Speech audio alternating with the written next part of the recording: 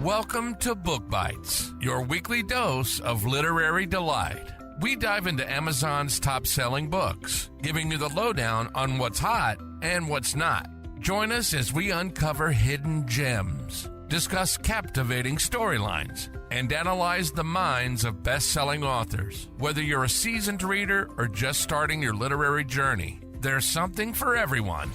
So grab a cup of coffee, get cozy, and let's get reading. All right. Welcome to another deep dive, everybody. Today we're tackling something pretty exciting. Yeah, this should be fun. Inner Excellence. That's right. Which is a book by Jim Murphy. That's right. And we're going to kind of go through and see what we can learn from it and maybe apply it to our own lives. Absolutely. And this is really for anyone, I think, who's interested in sort of improving their mental game. Yeah. Whether you're an athlete or just trying to achieve any kind of goal in life. So it's not just for like Olympic athletes or something like that? Right, exactly. Like anybody it's really about understanding the power of your mind. Yeah. And how it can be applied to anything you want to do.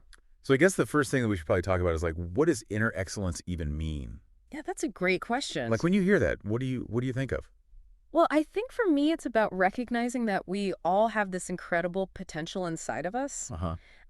And sometimes it's just hidden or untapped. And so inner excellence is about finding that potential and then using it to achieve amazing things. Okay, so it's about like going deep inside yourself and kind of unleashing the beast within or something like that. Yeah, exactly. It's about unleashing that inner power that we all have. So what's interesting is that Mercy really emphasizes that our mindset is like the foundation for everything. Right. It's like step one. Absolutely. You can't build a house without a solid foundation. Exactly. And he talks about how our thoughts and beliefs really shape our reality. Mm-hmm. It's not just about thinking positive thoughts. It's about understanding how our minds work and then using that knowledge to our advantage. Yeah, I think a lot of people think that positive thinking is all it is. And if they're not succeeding, it's because they're just not thinking positive enough. Yeah, I think that's a really common misconception. Okay. And Murphy goes beyond that. He says, yes, positive thinking is important, but it's only one part of the equation. We also need to understand the negative thoughts and beliefs that might be holding us back. So it's like you have to acknowledge like the bad stuff. Exactly. We can't just ignore the negative thoughts. Yeah. We have to address them head on and then work to change them. So it's almost like you have to be a little bit of a scientist about your own thinking. Yeah. You have to observe your thoughts without judgment and then try to understand where they're coming from.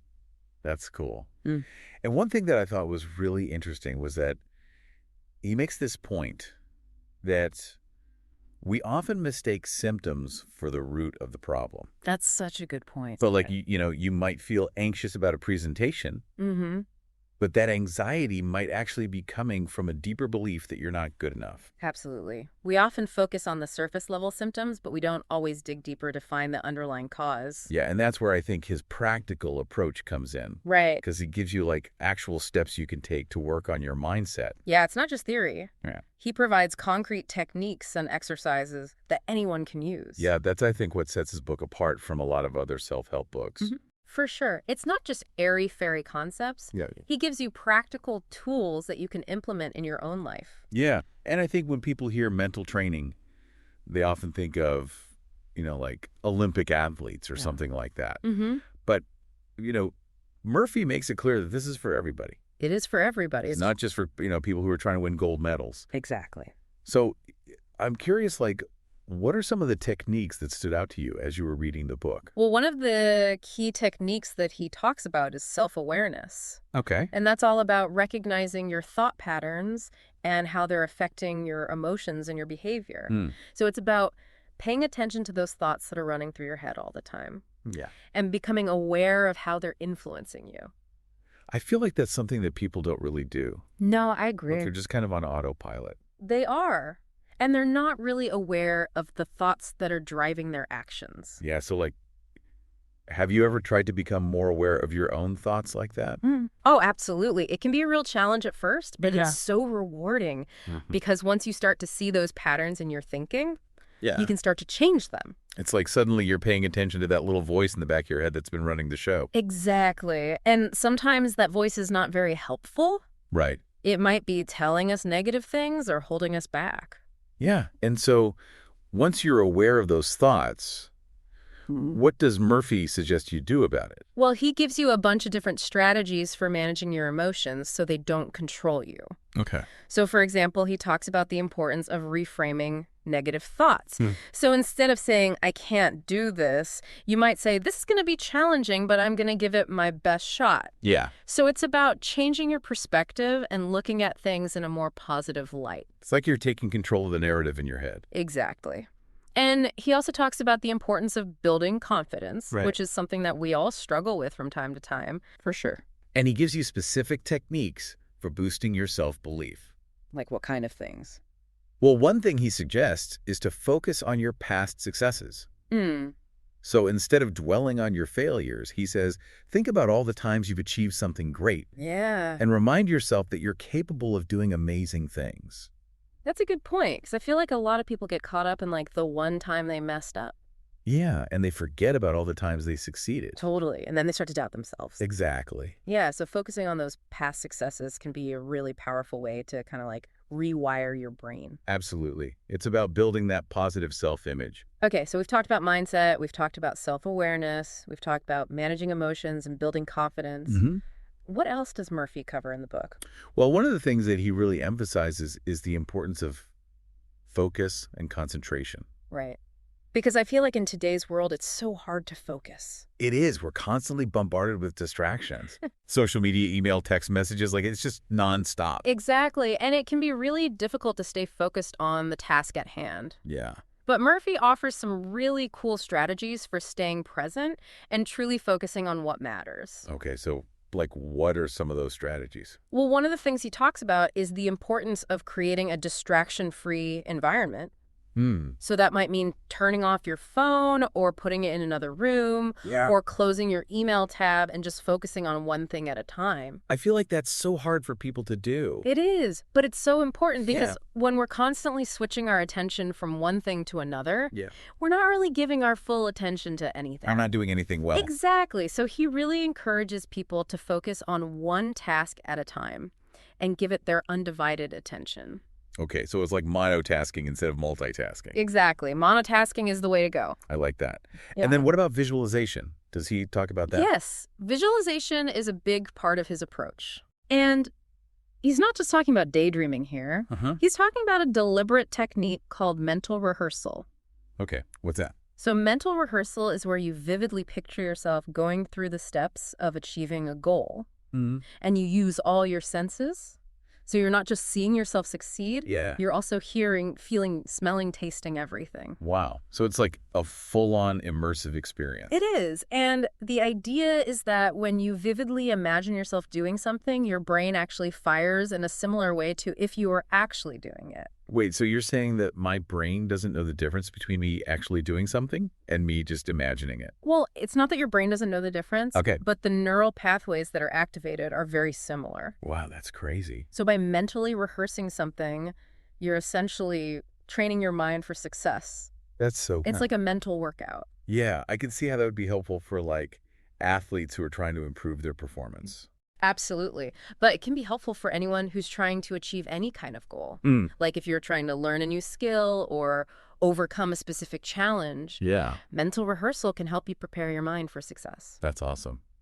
All right, so we've talked about mindset, self-awareness, managing emotions, building confidence, focus, and concentration and visualization.